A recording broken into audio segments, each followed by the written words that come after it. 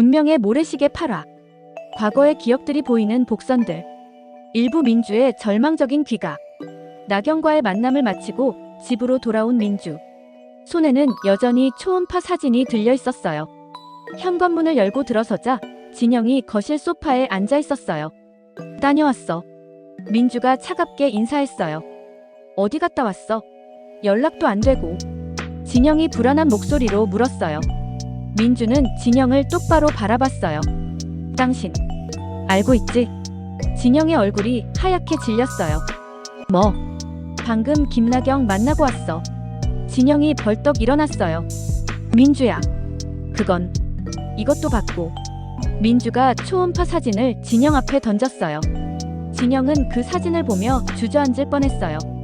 이부 차가운 선언. 민주야. 설명할게. 설명? 무슨 설명? 이게 설명이 필요한 상황인가? 모든 게 설명 없이도 명확한데. 민주의 목소리가 얼음장같이 차가웠어요. 6개월 전부터 같은 직장 여직원이랑 바람났고 그 결실로 아이까지 생겼고 여기서 내가 뭘 더 알아야 하나? 뭐가 더 있어? 민주야, 나는 그만해. 더 이상 듣기 싫어. 역겨워. 소름 끼쳐. 민주가 침실로 향하며 말했어요. 내일부터 분리해서 살아. 영찬이를 위해서 당장 집에서 나가라고는 안 해. 하지만 민주가 돌아서며 차갑게 말했어요. 이제부터 너랑 난 남이야. 더 이상 부부가 아니야. 가족도 아니고. 진영은 혼자 거실에 남겨졌어요. 언젠가는 있을 거라 예상했던 일이지만 막상 현실이 되니 어찌할 바를 모르겠어서 온몸에서 식은땀이 흘렀어요.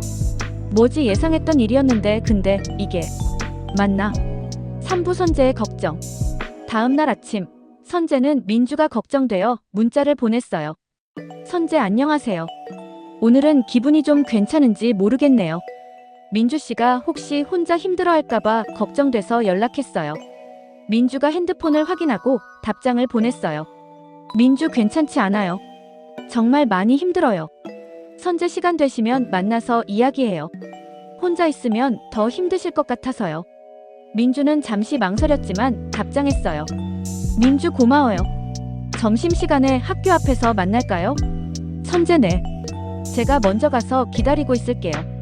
사부 민주와 선재의 만남. 점심시간 학교 앞 카페에서 만난 두 사람. 민주의 얼굴에는 피로와 절망이 가득했어요.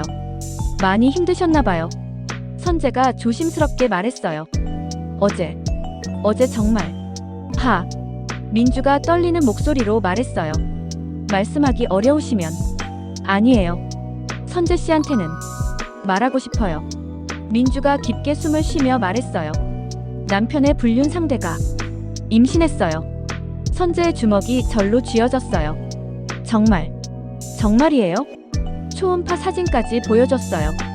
6주래요. 민주의 목소리가 떨렸어요. 20년을 함께 살았는데. 민주가 울먹이기 시작했어요. 오부 선재의 세심한 배려. 커피 식었네요. 새로 주문할게요. 선재가 일어나며 말했어요. 아메리카노 말고 달콤한 걸로 드세요. 기분이 안 좋을 때는 단 게 좋아요. 선재가 카라멜 마키아토를 주문해왔어요. 민주가 한 모금 마시자 얼굴이 조금 밝아졌어요. 정말 달콤하네요. 기분이 조금 나아지셨나요? 네.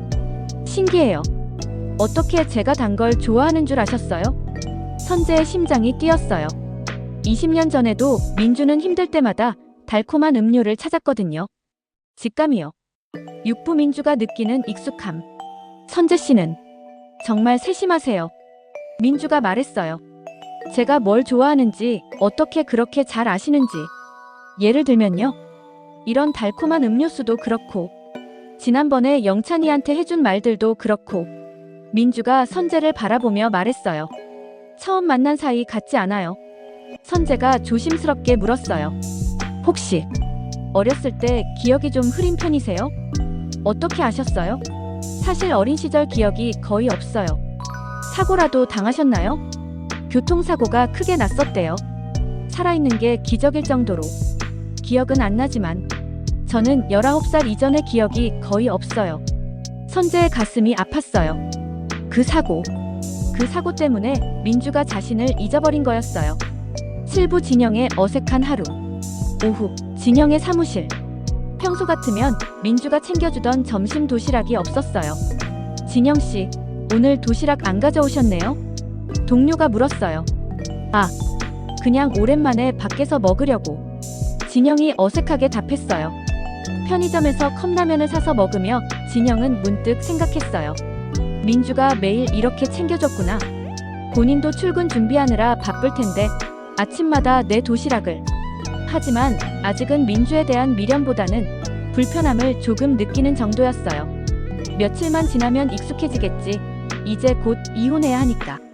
팔부 민주의 꿈속 기억. 그날 밤 민주는 이상한 꿈을 꿨어요. 고등학교 교실에서 누군가와 함께 공부하는 꿈이었어요. 민주야, 이 문제 어떻게 풀어? 익숙한 목소리였어요. 꿈속에서 민주가 고개를 들어보니 흐릿하지만 선재와 닮은 얼굴이 보였어요. 너 누구야? 꿈속에서 민주가 물었어요. 나야. 네가 가장. 그때 민주가 깨어났어요. 꿈이었구나. 하지만 그 꿈이 너무나 생생했어요. 마치 실제 기억 같았거든요. 구부 선재의 확신. 다음 날 선재는 민주와 또 만났어요. 어젯밤 이상한 꿈을 꿨어요. 민주가 말했어요. 어떤 꿈이요? 고등학교 때 누군가와 함께 있는 꿈이었어요. 선재의 심장이 뛰기 시작했어요. 그 사람이 선재 씨 같았어요. 저요? 네. 너무 생생해서 진짜 제 기억인 것 같았어요. 민주가 고개를 갸우뚱거렸어요. 선재는 확신했어요. 민주의 기억이 조금씩 돌아오고 있다는 것을. 혹시 좋아하는 꽃이 있으세요? 선재가 갑자기 물었어요. 꽃이요? 코스모스를 좋아해요. 왜요? 그냥 궁금해서요. 선재가 미소를 지었어요. 20년 전에도 민주가 가장 좋아했던 꽃이 코스모스였거든요. 10분 나경의 아빠. 같은 시간 나경은 진영에게 전화했어요. 오빠, 최민주가 뭐라고 했어? 별말 없었어. 진영이 힘없이 답했어요. 별말 없었다고? 설마 이혼 거부하는 거야? 그게 아니라 그냥 차갑게 대하더라. 당연하지. 남편이 바람 피우고 애까지 만들었는데. 나경이 소리쳤어요. 그런데 왜 아직도 이혼 서류 준비 안 했어? 나경아, 조금만은 없어. 우리 아기는 하루하루 자라고 있다고. 나경의 목소리가 날카로워졌어요. 빨리 변호사 만나서 이혼 서류 준비해. 11부 진영의 빈집에서의 불편함. 저녁, 진영이 집에 돌아왔어요. 민주는 영찬과 함께 저녁을 먹고 있었어요. 아빠 오셨어요? 영찬이가 반갑게 인사했어요. 그래, 우리 영찬이. 진영이 영찬의 머리를 쓰다듬으며 민주를 바라봤어요. 하지만 민주는 진영에게 눈길도 주지 않았어요. 영찬아, 밥 다 먹었으면 숙제해야지. 네, 엄마. 영찬이 자리를 뜨자 진영이 말했어요. 민주야, 너랑 난 이제 남이라고 했잖아. 말 걸지 마. 민주가 일어서며 차갑게 말했어요. 저녁은 직접 차려 먹어. 냉장고에 반찬 다 있어. 나는 영찬이 숙제 봐주러 갈 거야. 진영은 혼자 밥상을 차리며 어색함을 느꼈어요. 혼자 먹는 저녁이 원래 이렇게 쓸쓸했나? 12부 민주와 선재의 더 깊어지는 유대감. 다음 날 민주는 선재와 함께 영찬을 데리러 학원에 갔어요.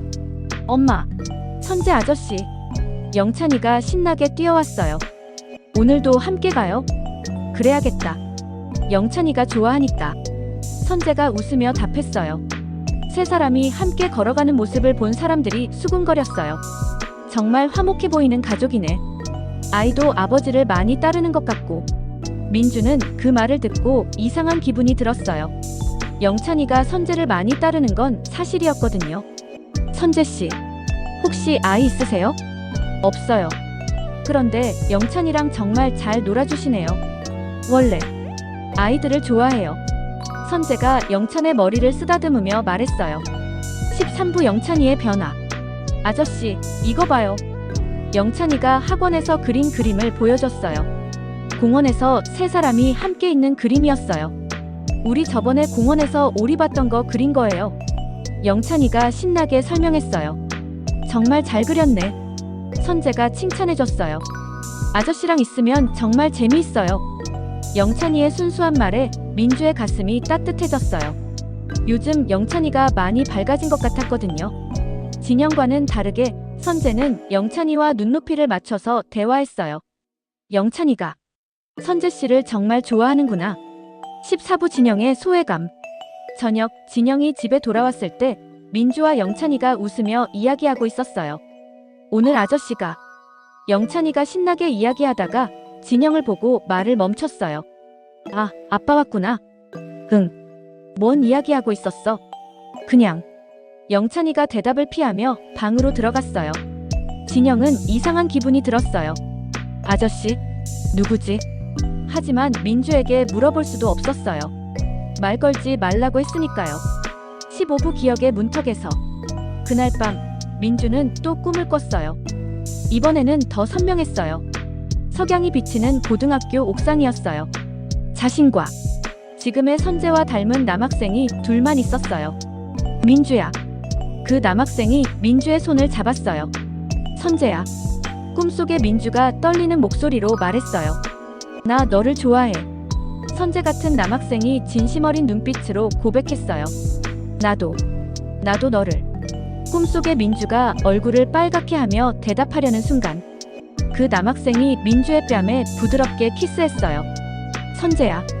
민주의 가슴이 쿵쾅거렸어요. 그런데 갑자기 뒤에서 다른 목소리가 들렸어요. 민주야. 선재야. 진영 같은 남학생이 옥상으로 올라오고 있었어요. 너희들 여기 있었구나. 세 사람이 함께 웃으며 석양을 바라보는 장면. 그때 민주가 벌떡 깨어났어요. 얼굴이 뜨겁게 달아올라 있었어요. 뭐야 이 꿈은. 민주가 가슴을 쓸어내리며 중얼거렸어요. 하지만 그 꿈이 너무나 생생하고 달콤했어요. 마치 정말로 경험했던 첫사랑의 기억 같았거든요. 설마 선재 씨와 내가 정말. 민주는 얼굴이 더욱 빨개지는 걸 느꼈어요. 내일 선재 씨를 만나면 물어봐야겠어.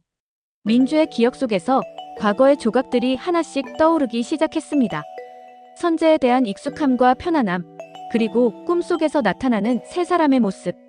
한편 진영은 민주의 차가운 태도에 어색함과 불편함을 느끼기 시작했어요.